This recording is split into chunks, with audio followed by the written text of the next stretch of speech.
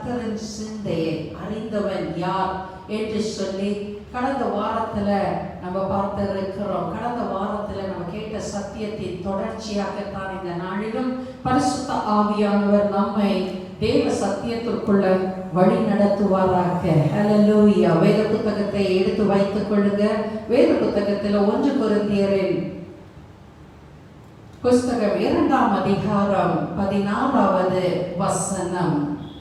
1 கொரிந்தியர் 2ஆம் அதிகாரம் 16வது வசனம் இப்படியாய் சொல்லுகிறது: கர்த்தருக்கு போதிக்கத்தக்கதாக அவருடைய சிந்தையை அறிந்தவன் யார்? கர்த்தருக்கு போதிக்கத்தக்கதாக, அவருக்கு போதனை கொடுக்கும்படியாக, அவருக்கு ஆலோசனை கொடுக்கும்படியாக அவருடைய சிந்தையை, கிறிஸ்துவின் சிந்தையை, தேவனுடைய சிந்தையை அறிந்தவன் யார் என்று சொல்லி வேதம் சொல்லுகிறது. கர்த்தருடைய சிந்தையை நாம் அறிந்து கொள்ள வேண்டும் என்று சொல்லி பரிசுத்த ஆவியானவர் கடந்த வாரத்துல நம்மை கற்றுக் கொடுத்தார். நம்முடைய தேவன் மகாபெரிய தேவனாய் இருக்கிறார் என்று சொல்லி கடந்த வாரத்துல பார்த்தோம். அவர் உயர்ந்தவரும், அவர் ஆழமானவரும், அவர் பெரிய பெரிய வல்லமை உள்ள, சர்வ வல்லமை உள்ள தேவனாகவும் இருக்கிறார் என்று சொல்லி அவருடைய ஞானத்தையும், அவருடைய அறிவையும், அவருடைய சிந்தையையும், அவருடைய ஐஸ்வர்யத்தையும் அளவிடவே முடியாது என்று சொல்லி நாம் கடந்த வாரத்துல பார்த்தோம். தேவனுடைய சிந்தையை யாரும் அறிந்து கொள்ள முடியாது, யாரும் புரிந்து கொள்ள முடியாது என்று சொல்லி பார்த்தோம். ஆயினும் வேதம் நம்மிடத்திலிருந்து, தேவன் நம்மிடத்திலிருந்து 3 காரியங்களை நம்மிடத்தில் அவர் எதிர்பார்க்கிறார். அவரின் சிந்தையை நாம் புரிந்து கொள்ள வேண்டும். தேவனுடைய சிந்தையை நம்ம புரிந்து கொள்ள வேண்டும்.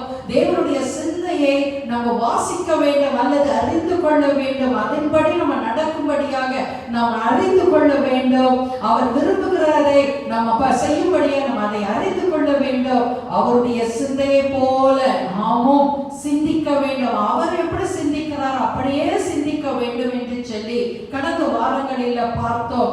மரணமும் ஜீவனும் நாவின் அதிகாரத்தில் இருக்கிறது, அதில் பிரியப்படுகிறவர்கள் அதின் கனியை புசிப்பார்கள் என்று சொல்லி நம்ம பார்த்தோம். பிரியமானவர்களே, நம்ம வாயில, நம்ம நாவுல அந்த அதிகாரத்தை கொடுத்திருக்கிறார்.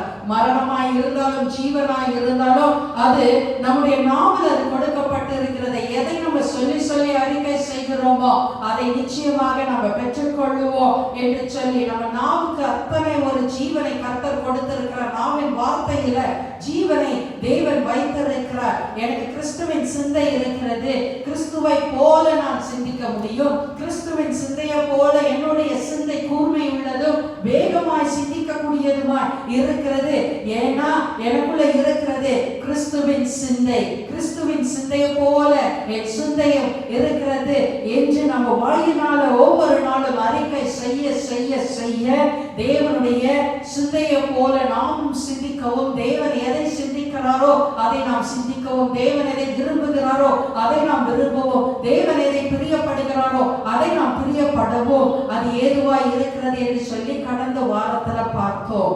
இந்த நாளில் நம்முடைய தேவ செய்திக்குரிய தலைப்பு தேவனுடைய சிந்தை எது, அவருடைய சிந்தை எது என்று வேதம் நமக்கு சொல்லுகின்றது. தேவனுடைய சிந்தையை அறிந்து கொள்ள வேண்டும் என்று நம்ம சொன்னோமே.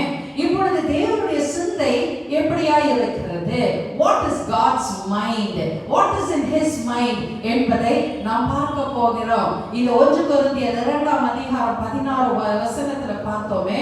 கர்த்தருக்கு போதிக்கத்தக்கதாக அவருடைய சிந்தையை அறிந்தவன் யார்? அப்போ what is in his mind என்று சொல்லி நாம் பார்க்கணும். இந்த வேத புத்தகத்துல நான் தேடி ஆராய்ந்து பார்த்ததுல எனக்கு கிட்டத்தட்ட 6 விதமான தேவனுடைய சிந்தனை எப்படிப்பட்ட சிந்தையா இருக்கிறது என்பதை அங்கு நான் காண முடிந்தது.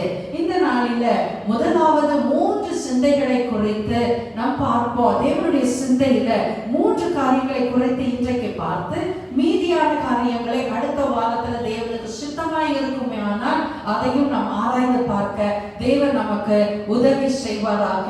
1 யோவான் 4ஆம் அதிகாரத்துல 7வது வசனத்துல நீங்க பார்த்தீங்கன்னா, 8வது வசனத்திலோ நீங்கள் பார்த்தீங்கன்னா அங்கு சொல்லப்பட்டிருக்கிறது, ஒரு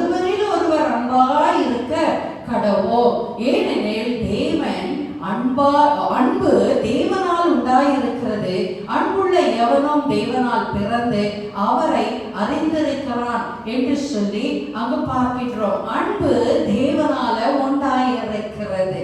God is love என்பதே உலகம் அறிந்த ஒரு உண்மை, ஒரு சத்தியம். God is love, கர்த்தரே அன்பு என்று சொல்லி, தேவனே அன்பு என்று சொல்லி நாம் பார்க்கின்றோம். அவரே அன்புள்ளவராக இருக்கிறார். தேவன் அன்புள்ளவராய் இருக்கிறார்.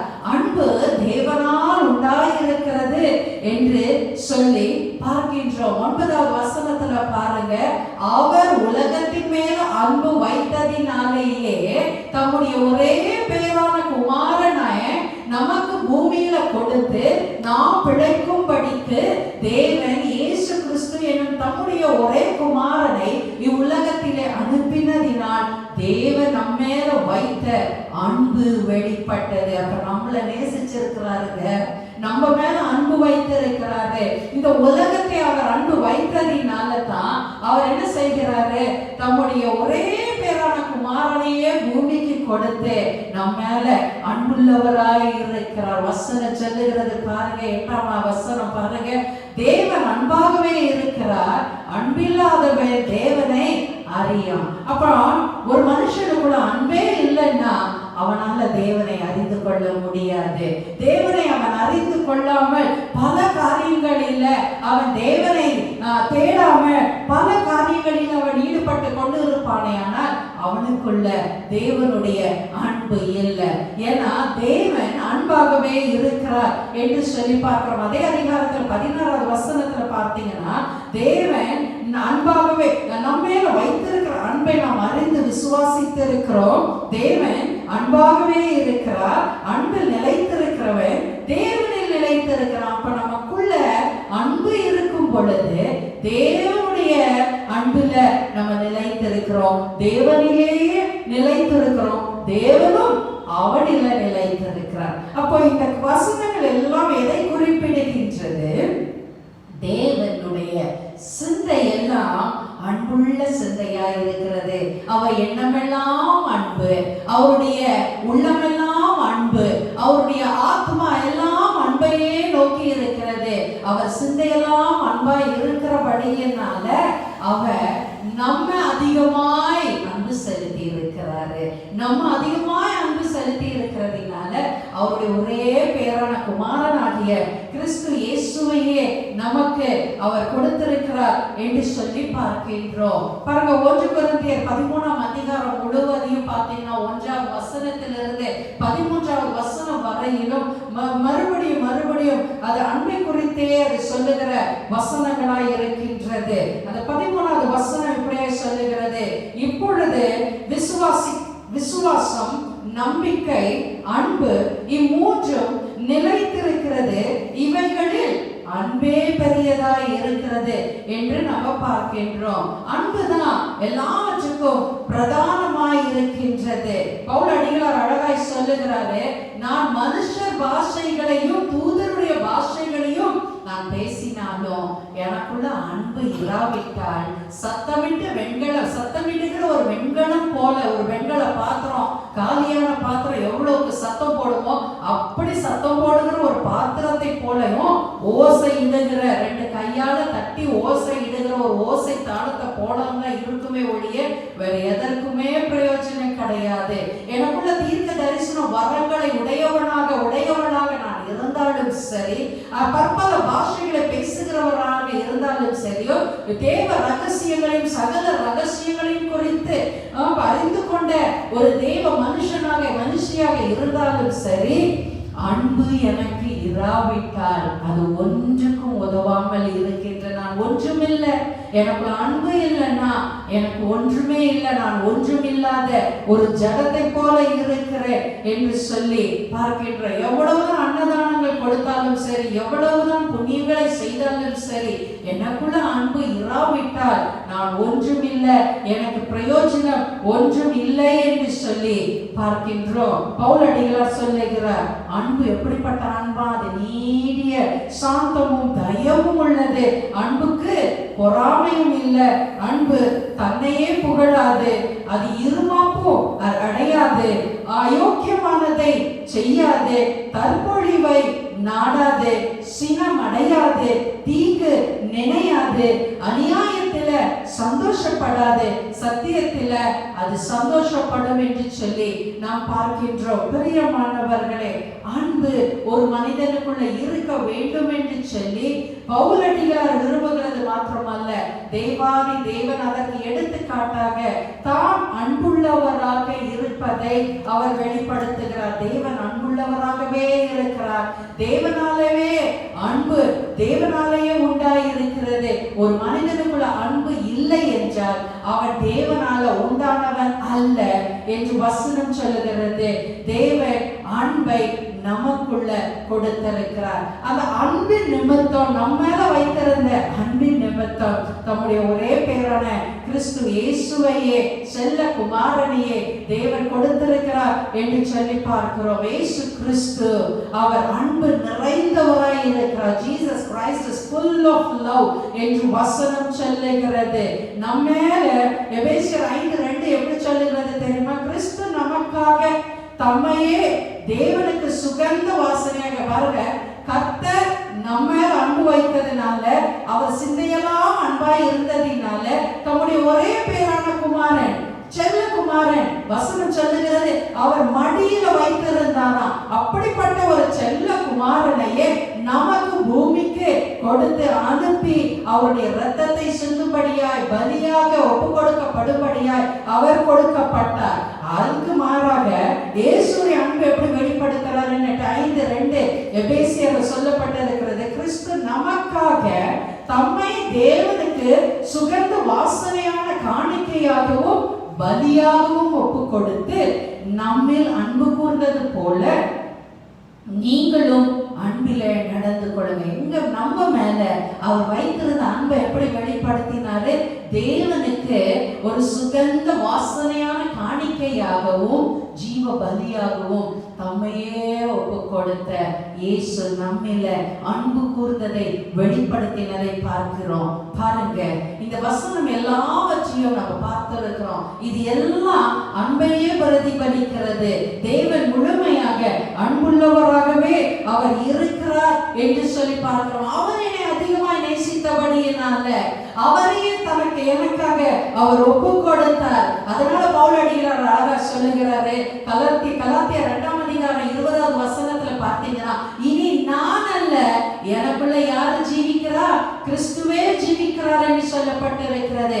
அவர் என்ன நேசிச்சு, அவர் என் மேல அன்பு செலுத்தி, அவர் சிந்தையெல்லாம் என் மேல அன்பு செய்யணும், அன்பு செய்யணும், அன்பு செய்யணும் அவருக்குள்ள இருந்ததினால அவர் தன்னையே ஒப்பு கொடுத்து ஜீவ பலியாக சுகந்த வாசனையின் காணிக்கையாக ஒப்பு கொடுத்ததினால பவுல் அதை உணர்ந்தவராய் சொல்லுகிறாரு, இனி நான் ஜீவிப்பது நான் அல்ல, கிறிஸ்துவே எனக்குள்ள ஜீவிக்கிறது. அப்படியான கிறிஸ்துவின் சிந்தை எனக்குள்ள உண்டாயிருக்கிறது. கிறிஸ்துவின் அன்பு எனக்குள்ள வெளிப்படுகிறது. இப்பொழுது நான் விசுவாசத்தில நான் நடந்து கொண்டிருப்பேனே, ஆனால் அது கிறிஸ்துவின் சிந்தையோட, கிறிஸ்துவின் அன்பின் சிந்தை என்னிடத்துல வெளிப்படுகிறது என்று சொல்லி அவர் வெளிப்படுத்துகிறதை பார்க்கின்றோம். பாருங்க, இருதயத்தின் நிறைவினால்தான் வாய் பேசும். ஆமென். அப்படித்தானே? இருதயம் எவ்வளவு நிறைவாய் இருக்கிறது. இருதயம் ஃபுல்லா அசுத்தமாய் இருந்துச்சுன்னா வாயிலிருந்து புறப்பட்டு வருகிற வார்த்தையும் அசுத்தமான வார்த்தைகளாய் தான் இருக்கும். இருதயம் அன்பு நிரம்பி இருந்துச்சுன்னா வெளியிருந்து வருகிற வார்த்தை எப்படியா இருக்கும்? அன்பிற்குரிய வார்த்தைகளாய் இருக்கும். இருதயம் எல்லாம் தெய்வீக தன்மையோடு இருக்குமே, ஆனால் நம்ம வாயிலிருந்து புறப்படுகிற வார்த்தை எப்படி இருக்கும்? அந்த தெய்வீக தன்மையை வெளிப்படுத்துகிற வார்த்தையாய் தான் இருக்கும். அதுதான் இயேசு கிறிஸ்து அவர் சொல்லுகிறாரு. மத்தேயு 12:24 வசனத்துல பார்த்தீங்கன்னா, விரியன் பாம்பு குட்டிகளே அப்படின்னு அங்கே இருந்த பரிசேயர்களை, ஆசாரியர்களை அவர் பார்த்து சொல்லுகிறார், நீங்கள் பொல்லாதவர்களாய் இருக்க நலமானவைகளை எப்படி பேசுவீங்க? நீங்க கெட்டவங்கப்பா, உங்க கெட்ட வாயிலிருந்து என்ன நல்ல வார்த்தை வரும் என்று சொல்லி இயேசு அங்கு சொல்லுகிறாரு. தொடர்ந்து சொல்லுகிறார், இருதயத்தின் நிறைவினால வாய் பேசும். அதே போல இயேசு கிறிஸ்து இன்னொரு பகுதியில் சொல்லுகிறார். லூக்கா 6:45 வசனத்துல பார்த்தீங்கன்னா, அங்கு நல்ல மனுஷன் தன் இருதயமாகிய நல்ல பொக்கிஷத்திலிருந்து எதை கொடுப்பானா? நல்லதை எடுத்து காட்டுகிறான். நல்ல மனுஷனுக்குள்ள நல்ல இருதயம் இருக்கும்.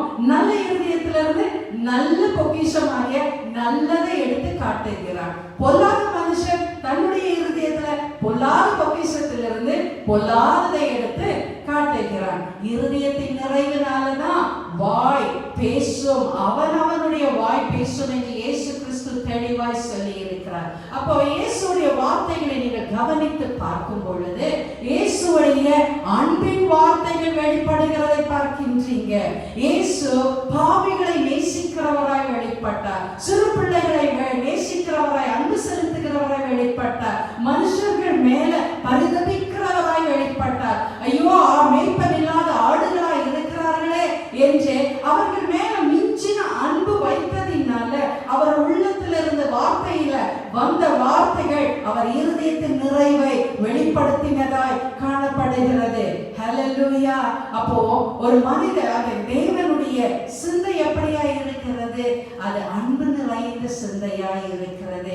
இயேசு இன்னொரு பகுதியில சொல்லுகிறார், 6ஆம் அதிகாரம் லூக்கா 6:27 பார்த்தீங்கன்னா, எனக்கு செவி கொடுக்கிற உங்களுக்கு நான் சொல்லுகிறேன், உங்கள் சத்துருக்களை நீங்கள் சிநேகியுங்கள், உங்களை பகைக்கிறவர்களை நீங்கள் நன்மை செய்யுங்க. The very best command, the very best word. இந்த வேத புத்தகத்திலேயே மிகவும் மிகவும் உலகத்துல இருக்கிற எல்லா மனுஷாக்களையும் தொட்ட ஒரு வசனம் எது என்று பார்த்தா அது இந்த வார்த்தையாக தான் இருக்கும். ஹல்லேலூயா.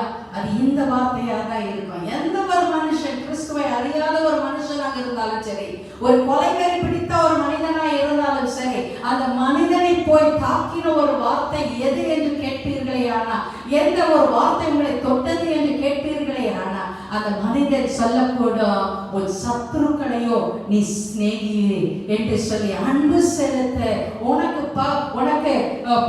உங்களை பகைக்கிறவர்களுக்கு நீ நன்மை செய். கொஞ்சம் யோசிச்சு பாருங்க. அப்ப எவ்வளவு அன்பு கிறிஸ்துவுக்குள்ள அவருடைய சிந்தையெல்லாம் அன்பா இருந்திருக்குன்னா, அவரை அறைந்தவர்களையும், அவரை குத்தினவர்களையும், அவரை குற்றம் பிடித்தவர்களையும், அவரை கோல் மூட்டினவர்களையும், அவரை காட்டி கொடுத்தவர்களையும் இயேசு அவ்வளவுக்கு அவ்வளவு அவர் சிந்தையெல்லாம் அவர்கள் மேல அன்பை செலுத்தினதாய் இருந்தது. அந்த அன்பு தான் கிறிஸ்துவின் சிந்தையில மிகவும் முதன்மையான ஒரு சிந்தையாய் அது காணப்படுகிறது. பிரியமானவர்களே, இரண்டாவது காரியத்தை பார்க்க போகிறோம். இரண்டாவது கிறிஸ்துவின் சிந்தை எப்படியா இருந்தது என்று வேதம் சொல்லுகிறது. ரோமர் 11ஆவது அதிகாரத்துல 20வது வசனத்துல பாருங்க, பவுல் அடிகளார் சொல்லுகிறாரு, நல்லது அவிசுவாசத்தினாலே அவைகள் முறித்து போடப்பட்டன, நீ விசுவாசத்தினாலே நீ நிற்கிறாய், மேட்டிமை சிந்தையாய் இராமல் பயந்து இரு. பவுல் அடிகளார் அந்த அதிகாரத்துல சொல்லும் பொழுது ஒரு மனிதனுக்குள்ள மேட்டிமையான சிந்தை வரக்கூடாது, அந்த மேட்டிமையான எண்ணங்கள் வரக்கூடாது. அந்த தல கணம் என்று சொல்லுவாங்க தெரியுமா, ஹெட் வெயிட், அந்த பெருமையான சிந்தனைகள், பெருமையான எண்ணங்கள் ஒரு மனிதனுக்குள்ள இருக்கும் பொழுது அவனுடைய பேச்சு வித்தியாசமாய் இருக்கும், அவனுடைய நடை வித்தியாசமாய் இருக்கும். அவனை பார்த்து மேட்டிமையாய் இருக்காத, உன் மண்டையை நீ கொட்டிக்கொள்ளு, நீ தட்டிக்கொள்ளு என்று பவுல் அடிகளார் சொல்லுகிறாரு. மேட்டிமையின் சிந்தையாய் இராமல் நீனே கர்த்தருக்கு பயந்து இரு. கர்த்தருக்கு பயப்படுகிற மனுஷன் எப்பொழுதும் அவன் மேட்டிமையோடு பேசுகிற ஒரு மனுஷனாய் இருக்க முடியாது. அவனுக்குள்ள தாழ்மையின் ஒரு எண்ணம், தாழ்மையின் உணர்வு அவனுக்குள்ள இருக்கும். நம்முடைய தேவன் அப்படிப்பட்ட தேவனாய் இருக்கிறார். அவர் தாழ்மையின் சிந்தை கொண்டவராய் இருக்கிறார். யோசிச்சு பாருங்களேன், உலகத்தையே உருவாக்கினவர், உலகத்தை சர்வ உலகத்தையும் படைத்தவர், வானத்தை உண்டாக்கினவராம், பூமியை படைத்தவராம், மனுஷனை உருவாக்கினவர். அப்போ அத்தனை பெரிய தேவன், அவருடைய ராஜ்யம் அத்தனை மகிமையான ராஜ்யம், அத்தனை பரலோக அந்த மகிமை ஒருவராலும் வர்ணிக்க முடியாது.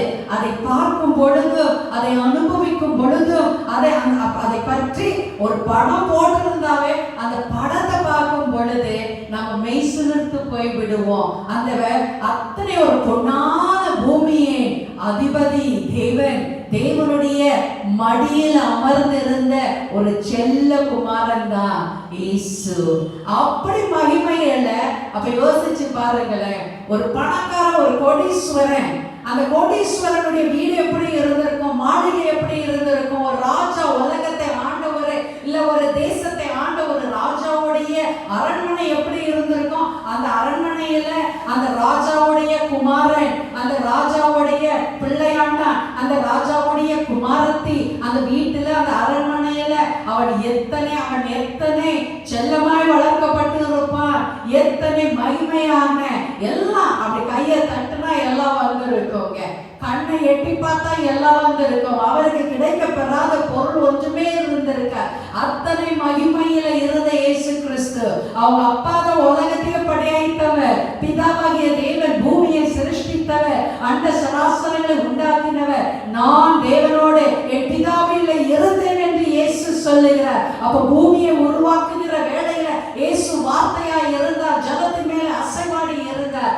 அத்தனை மகிமையில அந்த பியூட்டிஃபுல் அந்த ஹெவன்ல இருந்து அந்த க்ளோரி எல்லாம், அந்த மகிமையெல்லாம் விட்டு அவர் பூமியில ஒரு தாழ்மைக்கு தள்ளப்பட்டாரு. ஒன்றுமில்லாத ஒரு சூழ்நிலையில அவர் பிறக்கிறவர். ஒரு மாட்டு கொட்டகையில, மாலடி குடியில அவர் பிறந்தவராய் அவர் வெளிப்பட்டாரு. From the glory to the rags, from the riches to the rags. எப்படி யோசிச்சு பாருங்களேன், நம்மளுடைய உலக ரீதியான உலக இயல்பில் யோசிச்சு பாருங்க. அத்தனை ஒரு கோடீஸ்வரனுடைய ஒரு மகன், ஒரு தாழ்மையில பிச்சைக்காரனை போல ஏழ்மையில ஒன்றுமில்லாத சூழ்நிலையில, விடப்பட்ட சூழ்நிலையில இருந்தா அந்த பிதாவுடைய இருதயம் எப்படியா இருக்கும் என்று சொல்லி, ஆனாலும் இயேசு அந்த தாழ்மைக்கு அவர் அனுமதிக்கப்பட்டார். இயேசு தாழ்மை உள்ளவராய் அவர் காணப்பட்டார் என்று சொல்லி பார்க்கிறேன். இப்பெல்லாம் கொஞ்சம் ஒண்ணும் இல்லைங்க, ஒரு ஐடி கம்பெனியில சும்மா ஒரு லேசா வேலை கிடைச்சா போதும், 30,000 ரூபாய் சம்பளம் கிடைத்தா போதும், உடனே அவங்க உட்கார ஸ்டைல, காலுக்கு மேல காலு போடுறதோ அப்படி கையை தூக்கி அப்படி மேல வச்சுட்டு அவங்க சேர்ல உட்காருவாங்க பாருங்க. அவங்களுடைய மேட்டிமையான சிந்தைகள் அதுல வெளிப்படுகிறதை நாம் பார்க்க முடிகிறது. ஆனால் மகா பிரபு தேவாதி தேவன், அவருடைய ஒரே பேரான குமாரனாகிய இயேசு எங்கேயாவது அவர் மேட்டிமையான எண்ணங்களை வெளிப்படுத்தினாரு, பெருமையோடு வெளிப்பட்டாரு என்று எங்கேயாவது போடப்பட்டு இருக்கிறதா? யாரையும் அறிந்திருக்கிறார்களா? எந்த ஒரு சீஷர்களாவது இயேசு அப்படி பெருமையில வாழ்ந்தாரு, அப்படி மேட்டிமையில வாழ்ந்தாரு, அவர் உட்கார்ந்த போஸ்டே அப்படிதான், அவர் உட்கார்ந்த போஸ்டே அப்படிதான், அவர் பேசின வார்த்தையே அப்படிதான், அந்த மாதிரி ஒரு அதிகார ஒரு மேட்டிமையான வார்த்தைகளோடு பேசினார் என்று எங்கேயாவது போடப்பட்டு இருக்குமா? இல்ல. வசனம் சொல்லுகிறது, பிலிப்பியர் 2ஆம் அதிகாரத்துல பார்த்தீங்கன்னா, அவர் மனுஷ ரூபமாய் காணப்பட்டு மரண பரியந்தமும், அதாவது சிலுவையின் மரண பரியந்தமும் அவர் கீழ்ப்படிந்தவராகி அவர் தம்மை தாமே அவர் தாழ்த்தினார் என்று சொல்லி போடப்பட்டிருக்கின்றது. தம்மை தாழ்த்தின ஒரு இயேசு கிறிஸ்து, அவருடைய தாழ்மைக்கு அப்ப அவர் சிந்தை எவ்வளவு தாழ்மையில அவரது சிறந்ததா இருந்திருக்கும். அவர் சிந்தையெல்லாம் தாழ்மையா இருக்கும் பொழுது அப்ப யோசிச்சு பாருங்க. ஒரு முறை ஒரு இடத்திற்கு நான் பிரயாணப்பட்டு போய்கொண்டிருந்த பொழுது ஒரு பணக்கார வீட்டு பையன் அவன் என்னோடு கூட வருகிறான். ஒரு சின்ன பையன், அவனுக்கு அந்த வயது அந்த நேரத்துல கிட்டத்தட்ட 12-13 வயசு தான் இருக்கிறது.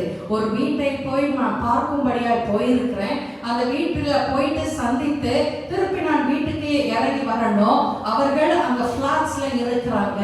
அந்த பிளாட்ஸ்ல இருந்து ஒரு லிப்ட்ல அங்கிருந்து நாங்க 3ஆவது மாடியில இருந்து இறங்கி வரணும். அந்த வீட்டில் சொந்தத்தை உடைய அந்த சின்ன பையன், 12-13 வயசு உள்ள பையன், அந்த சகோதரிகள் என்னோட கூட வராங்க. அப்போ அந்த பிள்ளையாண்டானோ என் கூட லிப்ட்ல வரேன் என்று சொல்லி அவன் வருகிறான். அப்ப நாங்க மேல 3ஆவது மாடியில ஏறும் பொழுது அந்த பிளாட்ஸ்ல இருக்கிற ஒரு கூர்க்கா அந்த கூர்க்காவும் அந்த லிப்ட்ல எங்களோட ஏறுகிறான். அந்த 12 வயது சின்ன பையனுக்கு அதை பொறுத்து கொள்ள முடியல, அவனுக்குள்ள அதை தாங்கிக் கொள்ள முடியல. நம்ம யாரு? நம்ம இந்த இதுல லிஃப்ட்ல இறங்கி போய்கிட்டு இருக்கிறோம். ஆனா இவன் யாரு? ஒரு வாட்ச்மேன் தானே, ஒரு செக்யூரிட்டி தானே. இவன் எப்படி நம்மளோட சமமாக அவனும் நம்மளோட வர முடியும்னு ஒரு சின்ன பையன், 12 வயது பையன், அவன் உடனே அங்க பட்டனை அமுக்குறதுக்கு முன்பதாக அந்த வாட்ச்மேனை பார்த்து, அந்த குர்காவை பார்த்து சொல்லுகிறான், நீங்க நடந்து இறங்கி வரீங்களா அப்படியே என்று கேட்கிறான். யோசிச்சு பாருங்க, அந்த மகனுக்குள்ள, அந்த சின்ன வாலிப பையனுக்குள்ள, அந்த குட்டி தம்பிக்குள்ள 12 வயதிலேயே எத்தனை பெருமையின் எண்ணங்கள், மெட்டிமையான எண்ணங்கள். ஒரு சாதாரணமாய் ஒரு லிஃப்ட், அது எல்லாருக்கும் காமனான ஒரு லிஃப்ட். அந்த லிஃப்ட்ல எந்த மனுஷனாகவும் ஏறலாம் இறங்கலாம், அது it is a common property. அதுல அவன் ஏறக்கூடாது என்று அவனுடைய மெட்டுமையான எண்ணங்கள் அங்கு வெளிப்பட்டதை நான் அறிந்து நான் ரொம்ப துக்கம் அடைந்தேன். பாருங்க, ஒரு மனிதனுக்குள்ள அந்த மேட்டிமையான சிந்தைகள், சாதாரணமான ஒரு காரியத்துல அவன் சிந்தை வெளிப்படுகிறதை நாம் பார்க்கின்றோம். ஆனால் இயேசு கிறிஸ்துவோ அந்த பிலிப்பியர் 2:6-7 பார்த்தீங்கன்னா, அவர் தேவனுடைய ரூபமாய் இருந்தோம், தேவனுக்கு சமமாய் இருப்பதை அவர் கொள்ளையாடின பொருளாய் எண்ணாமல் தம்மை தாமே வெறுமையாக்கி அடிமையின் ரூபம் எடுத்து மனுஷ சாயலானார். பாருங்களேன், எத்தனை ஒரு மகிமையான தேவன். பரலோகத்துல மகிமையில அவர் அப்படி கண்ணை காண்பிச்சா அத்தனை லட்ச கோடி கணக்கான தேவ தூதர்கள் எதையும் அவருக்கு செய்வார்கள். ஒரு இடத்துல வசனம் சொல்லுகிறது, பிதாவாகிய தேவன் குமாரனாகிய கிறிஸ்துவை அவர் கீழ்ப்படியும்படியாக தேவ தூதர்களுக்கு கட்டளையிட்டு இருந்தார் என்று ஒரு இடத்துல வசனம் சொல்லுகிறது. அத்தனை தேவ தூதர்களும், கோடான கோடி தேவ தூதர்களும் இயேசு ஒரு கண்ணு அசைச்சா போதும் அவர்கள் எல்லாவற்றையும் கடகடவென்று செய்திருப்பாங்க. ஆனாலும் அதையெல்லாம் கொள்ளையாடின பொருளாய் தான் எண்ணாம பிதாவுக்கு கீழ்ப்படிந்தவராக அவர் தம்மை தாமே வெறுமையாக்கி ஒன்றுமில்லாமல் ஆக்கி அடிமை ரூபம் எடுத்து அவர் மனுஷனின் சாயலாய் அவர் வந்தார் என்று சொல்லி, மாறினார் என்று சொல்லி பார்க்கும் பொழுது அதை விட ஒரு தாழ்மை உள்ள சிந்தை எங்கும் பார்க்க முடியாது. That is the most extreme situation of humbleness. தன்னையே தாழ்த்தின தேவனை நாம் பார்க்கின்றோம். பிரியமானவர்களே, இயேசு அந்த மகிமையிலிருந்து நமக்காக, உலகத்திற்காக, உலக மனுஷர்களுக்காக அவர் ஒப்பு கொடுக்கப்பட்டார் என்று சொல்லி பார்க்கின்றோம். தேவன் அவரை ஒப்பு கொடுத்த பொழுது இயேசுடைய இருதயம் எப்படி இருந்தது தெரியுமா? Jesus was able to accept it. தேவன் பிதா கொடுத்த அந்த கட்டளையை அவரால் ஏற்றுக்கொள்ள முடிந்தது. Jesus was able to obey to his order. Jesus was able to accept it, and Jesus agreed with oneness. தேவனோடு பிதாவோடு கூட உடனே அதை அவர் கீழ்ப்படிந்தார். He was able to agree and அவர் பிதாவை அனுமதித்தார். He allowed his father அதை செயல்படுத்தும்படியாக. இந்த உலக மனுஷர்களுக்காக தானே என் தேவன், என் பிதா என்னை அனுப்புகிறார் என்று அவர் அந்த பிதாவை அனுமதித்தார். மாற்றுமல்ல, அவர் தன்னை தாழ்த்தினார், தாழ்மைப்படுத்தினார் என்று சொல்லி நம்ம பார்க்கின்றோம். பிதாவும் கூட எப்படிப்பட்டவர் பாருங்க. வசனம் சொல்லுகிறது எபிரேயர் 1:2 இயேசுவை சர்வத்துக்கும் சுதந்திரவாளியாக தேவன் நியமித்திருந்தார். எபிரேயர் 1:5 பார்த்தீங்கன்னா பிதா சொல்லுகிறார், இயேசுவை பார்த்து சொல்லுகிறார், நீர் என்னுடைய குமாரன், இன்று நான் உம்மை ஜெனிப்பித்தேன். நான் அவருக்கு, இயேசு கிறிஸ்துவுக்கு நான் பிதாவாய் இருப்பேன் என்று பிதா சொல்லுகிறதை எபிரேயர் 1:5 நம்ம பார்க்க முடிகிறது. எபிரேயர் 1:5 அதே பகுதியில் அவர் சொல்லுகிறார், அவர் எனக்கு குமாரனாய் இருப்பார் என்று சொல்லி அங்கு போடப்பட்டு இருக்கின்றது. சர்வ வல்லமை உள்ள தேவனுடைய ஒரே பேரான குமாரனாகிய கிறிஸ்து இயேசு தம்மையே தாழ்த்தினதை அவர் பார்க்கிறோம். நாம் அந்த இடத்துல பார்க்கின்றோம். அப்ப தேவனுடைய இயேசு கிறிஸ்துவின் சிந்தை, தேவனுடைய சிந்தை எவ்வளவு பலமாய் அந்த தாழ்மைக்கு அது இருக்கும் என்பதை நீங்களும் நானும் புரிந்து கொள்ள வேண்டியது அவசியமாய் இருக்கின்றது. மூன்றாவது காரியத்தை சொல்லி நான் முடிக்க விரும்புகின்றேன். பவுல் அடிகளார் சொல்லுகிறார், எபேசியர் 4ஆம் அதிகாரம் 32வது வசனத்துல பார்த்தீங்கன்னா, தேவன் ஒருவருக்கு ஒருவர் தயவாயும் மன உருக்கமாயும் இருந்து கிறிஸ்து இயேசுவுக்குள்ள தேவன் உங்களுக்கு மன்னித்தது போல நீங்களும் ஒருவருக்கு ஒருவர் மன்னியுங்கள். இந்த வசனத்திலிருந்து நாம் புரிந்து கொள்ள முடியுகிற ஒரு காரியம், தேவன் உங்களுக்கு மன்னித்தது போல. அப்ப தேவன் மன்னிக்கிற சுபாவமுடையவராய் இருக்கிறார் என்பதை நான் புரிந்து கொள்ள முடிந்தது. மறுபடியும் பவுல் அடிகளார் சொல்லுகிறாரு, கொலோசியர் 3:13 சொல்லுகிறாரு, கிறிஸ்து உங்களுக்கு மன்னித்தது போல. எபேசியர் 4:32 தேவன் பிதா உங்களுக்கு மன்னித்தது போல என்று அவர் குறிப்பிடுகின்றாரு. இங்கு கொலோசியர் 3:13 சொல்லுகிறாரு, கிறிஸ்து இயேசு உங்களுக்கு மன்னித்தது போல. அப்போ தேவனுடைய சிந்தை, இயேசு கிறிஸ்துவின் சிந்தை எப்படியா இருக்கிறது? மன்னிக்கிற ஒரு சிந்தையாய் இருக்கிறது. அவர் அன்புள்ளவர் மாத்திரமல்ல, தம்மை தாழ்த்தினவர் மாத்திரமல்ல, அவர் மன்னிக்கிற சுபாவம் கொண்டவராய் அவர் இருக்கிறார். ஹல்லேலூயா. தேவன் நம்முடைய அக்கிரமங்களையோ நம்முடைய மீறுதல்களையோ கிறிஸ்துவுக்குள்ள மன்னித்தார் என்று வசனம் சொல்லுகிறது. கிறிஸ்துவுக்குள்ள அவர் நம்மை மன்னித்தார் என்று சொல்லி வசனம் சொல்லுகிறது. வேதம் சொல்லுகிறது, கர்த்தர் நீடிய சாந்தமும் மிகுந்த கிருபையும் உள்ளவர், அக்கிரமத்தையும் மீறுதலையும் மன்னிக்கிறவர் என்று சொல்லி என்னாகம புஸ்தகத்தில் 14வது அதிகாரம் 17வது வசனத்துல அங்கு சொல்லப்பட்டிருக்கிறது, தேவன் அக்கிரமத்தையும் மீறுதலையும் மன்னிக்கிற தேவனாம். யாத்ராகமம் 34:7 சொல்லப்பட்டிருக்கிறது, அக்கிரமத்தையும் பாவத்தையும் அவர் மன்னிக்கிற ஒரு தேவனாய் இருக்கிறார். பாருங்க, பல இடங்களில இயேசு அவர் உயிரோடு வாழ்ந்து 3.5 ஆண்டுகள் அவர் ஊழியம் செய்த அந்த காலங்களில பார்த்தீங்கன்னா அநேகருடைய பாவங்களை மன்னித்து கொண்டே இருந்தாரு. அதை பார்த்துதான் அவங்களுக்கு இந்த சதுசேயருக்கும் இந்த வேத பாரகர்களுக்கும் பரிசேயர்களுக்கும் ஆத்திரம் அதிகமாக வந்துச்சு, ரொம்ப கோபம் வந்துச்சு. நீ யாரியா எப்ப பார்த்தாலும் எல்லாருடைய பாவத்தை மன்னித்து கொண்டே இருக்கிறதற்கு எந்த அதிகாரத்தில் நீ செய்கிறீர் என்று அவர்கள் பொறாமையினால அவர்கள் கேள்வி கேட்கிறதை நாம் பார்க்க முடிகிறது. இயேசு மன்னிக்கிறவராய் இருந்தார், பாவிகளை அவர் நேசிக்கிறவராய் இருந்தார், பாவங்களை வெறுத்தவராய் இருந்தார், பாவிகளை அவர் மன்னிக்கிறவராய் இருந்தார். பாவத்தை தம்முடைய இரத்தத்தால அதை கழுவி நீக்கி விடுகிறதற்கும் சுத்திகரிக்கிறதற்கும் அவர் ஏதுவான தெய்வனாய் இருந்தார் என்பதை நீங்களும் நானும் அறிந்து கொண்டிருக்கிறோம். அப்போ மன்னிக்கிற சிந்தை அவருக்குள்ள இருந்துச்சு. நமக்குள்ள அப்படிப்பட்ட சிந்தை இருக்குமா? ஒரு சின்ன தவறு ஒரு மனுஷனோ ஒரு மனுஷியோ நமக்கு விரோதமா ஒரு காரியத்தை செஞ்சா ஜென்ம காலம் எல்லாம் அந்த வாழ்நாள் முழுவதும் அந்த மனுஷன் மேல முகத்தை எட்டி கூட பார்க்க மனசு வராது. அதுதானே மனித இயல்பு.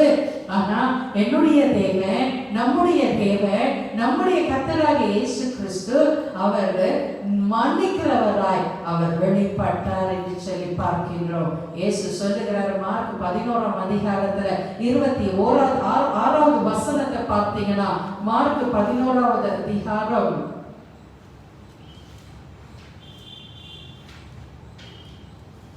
26வது வசனத்துல பார்த்தீங்கன்னா இயேசு சொல்லுகிறாரு, நீங்கள் மன்னிக்காவிட்டால் பரலோகத்தில் இருக்கிற என் தேவன் பிதா உங்கள் தப்பிதங்களையும் மன்னிக்க மாட்டார் என்று சொல்லி அங்க மார்க் 11ஆம் அதிகாரத்துல 26வது வசனத்துல அவர் சொல்லுகிறதை நாம் பார்க்கின்றோம். ஹல்லேலூயா. ஒரு முறை ஒரு அழகான உவமையை இயேசு கிறிஸ்து சொல்லுகிறதை நாம் கவனித்திருக்கிறோம். ஒரு மகாபெரிய ராஜா இருந்தாராம். அவரிடத்துல கடன் எடுத்த, பெரிய கடன் வாங்கின ஒரு கடனாளியை அவரிடத்துல கொண்டு வந்து விடும்படியாக கட்டளை பிறப்பித்த பொழுது அந்த சேவகர்கள் அந்த மனுஷனை, கடன் வாங்கின மனுஷனை ராஜாவுக்கு முன்பதாக கொண்டு வந்து விடுகிறார்கள். அப்ப அந்த மனுஷன், கடன் வாங்கின மனுஷன், பெரிய கடனை எடுத்த மனுஷன், ராஜா சொல்லுகிறாரு, இவனுக்கு சிறை தண்டனை கொடுங்க, இல்ல ஒரு கட்டளை கொடுத்த பொழுது அவன் கெஞ்சு மண்ட மன்றாடுகிறதை பார்க்கின்றோம். அந்த மனுஷன் சொல்லுகிற, ஐயா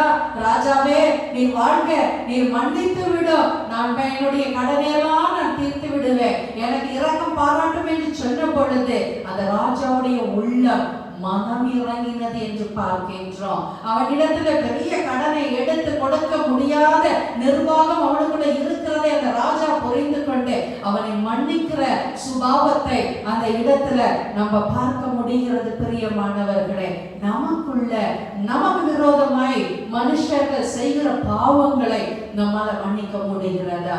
நம்ம கூட பிறந்த சகோதர சகோதரிகள் நமக்கு விரோதமாய் செய்த பாவங்களை நம்மால மன்னிக்க முடிகிறதா? நம்மால மன்னிக்க முடியவில்லையே. ஆனால் பிதாவாகிய தேவன் சொல்லுகிறாரே, இயேசு கிறிஸ்து சொல்லுகிறாரே, மன்னியுங்கள் என்று சொல்லுகிறாரே. 70 முறை மன்னியுங்கள். ஒரு முறை பேதுரு தம்மிடத்துல வந்து கேட்ட பொழுது, நான் எத்தனை முறை மன்னிக்க வேண்டும்? 2 முறையா என்று கேட்ட பொழுது இயேசு சொல்லுகிறாரு, 70 முறை மன்னி என்று சொல்லுகிறார். It is infinity. நீ எத்தனை முறை வேணாலும் மன்னித்து கொண்டே இரு என்று சொல்லுகிறதை பார்க்கின்றோம். சங்கீதக்காரர் இதைத்தான் அழகாய் சொல்லுகிறார். 86வது அதிகாரம் 5வது வசனம் சங்கீதத்தின் புஸ்தகத்துல பார்த்தீங்கன்னா, ஆண்டவரே நீர் நல்லவரும் மன்னிக்கிறவரும், உம்மை நோக்கி கூப்பிடுகிற யாவர் மேலும் மிகுந்த கிருபை உள்ளவருமாய் இருக்கிறேன். தேவன் மன்னிக்கிறவராய் இருக்கிறார். உங்களையும் என்னையும் அவர் மன்னிக்கிறவராய் இருக்கிறார். ஹல்லேலூயா. அப்ப தேவனுடைய சிந்தை, கிறிஸ்துவின் சிந்தை எப்படியாய் இருக்கிறது? அது அன்பு நிறைந்ததாய் இருக்கிறது. அது தாழ்மையை கொண்டதாய் இருக்கிறது. தாழ்மையை நாடுகிறதாய் இருக்கிறது. அது மன்னிக்கிற சிந்தையாய் இருக்கிறது. இப்ப கிறிஸ்துவின் சிந்தையில 3 காரியங்களை இன்றைக்கு பார்க்கும்படியாய் கர்த்தர் கிருபை பாராட்டி இருக்கிறார். நிச்சயமாகவே தேவனுக்கு சுத்தமாய் இருந்தால் வருகிற வாரங்களிலோ கர்த்தர் நமக்கு கிறிஸ்துவின் சிந்தை எப்படிப்பட்டது, கர்த்தருடைய சிந்தை எது என்பதை குறித்து நமக்கு திட்டமும் தெளிவுமாய் வெளிப்படுத்துவார். ஹல்லேலூயா. இன்னும் 2 பாடல்களை பாடி நம்ம தேசத்துக்காக நம்ம ஜெபிக்க போகிறோம். கர்த்தருடைய சமூகத்தில் வந்து